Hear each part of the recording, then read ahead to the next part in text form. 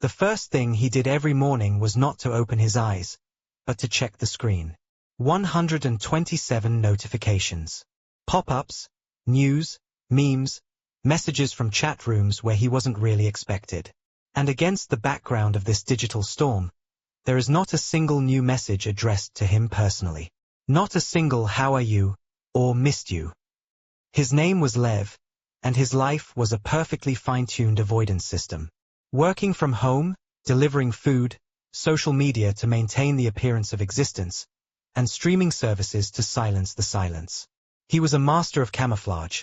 His Instagram was full of photos of remote gatherings with colleagues, all with their cameras off, and philosophical quotes that he collected like empty shells. He made noise so he wouldn't have to hear his own emptiness. The internal conflict was constant.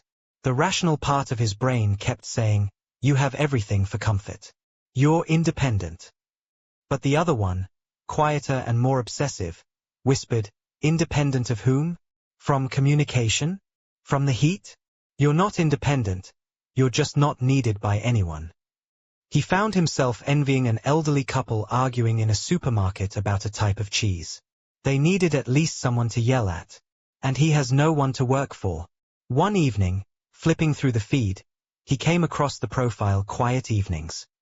An anonymous bot who asked only one question a day. Simple, but not banal. Not "how are you," but "what sound do you want to hear right now?" Leo, surprised by himself, wrote, "The sound when someone puts a cup of tea on the table next to you without asking." The next day, a new question came, "Describe the smell that you associate with safety." He replied, "The old books are in Grandma's apartment." And so began a strange correspondence. Not with a person, but with an algorithm. But it was the only communication where there was no need to pretend to be successful and happy. He poured his tiny, uninteresting truths into these messages. That she's afraid of elevators, that she cries over stupid animal commercials, that she still remembers her childhood best friend's phone number by heart. He began to catch himself waiting for this daily question. It was the most important ritual. He began to notice things that he would like to describe to a quiet evening. The play of light on the wall, the funny shape of the cloud.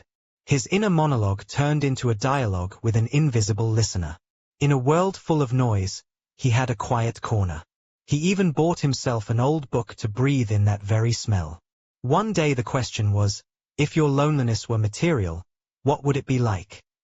Lev was looking at the screen, and a tear rolled down his cheek. He texted, "A perfectly cleaned room, which is so clean that it's scary to take a step so as not to leave traces. And you're sitting in the middle of this room, afraid to move, waiting for someone to come in and finally disrupt this terrible, sterile order." The next morning, no question came. Lev felt panic.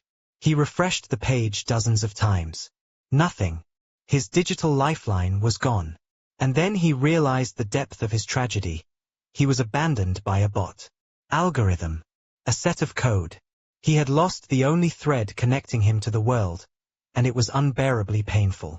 In desperation, he left the house. "I just went for a walk, with no purpose."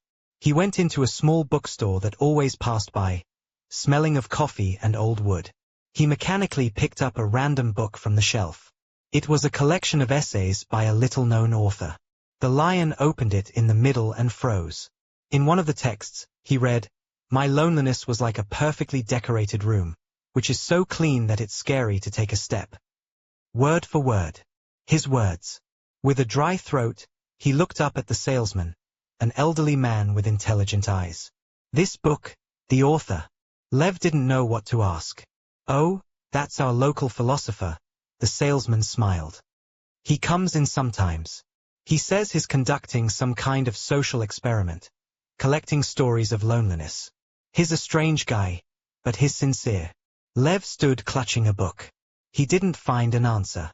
He found a reflection. His quiet beep was heard. Not by an algorithm, but by another lonely person who, just like him, was looking for a living voice in the digital noise. He didn't buy the book. He went outside, and the city's normally oppressive hum seemed different to him today. It wasn't just noise. It was a chorus of people just like him, sending their quiet signals on the air. And for the first time in a long time, Leo felt not loneliness in the crowd, but a strange, aching sense of belonging to this common, unspoken suffering. He took out his phone and wrote in a chat to colleagues with whom he had never really communicated, "Guys, let's meet on Friday? For real.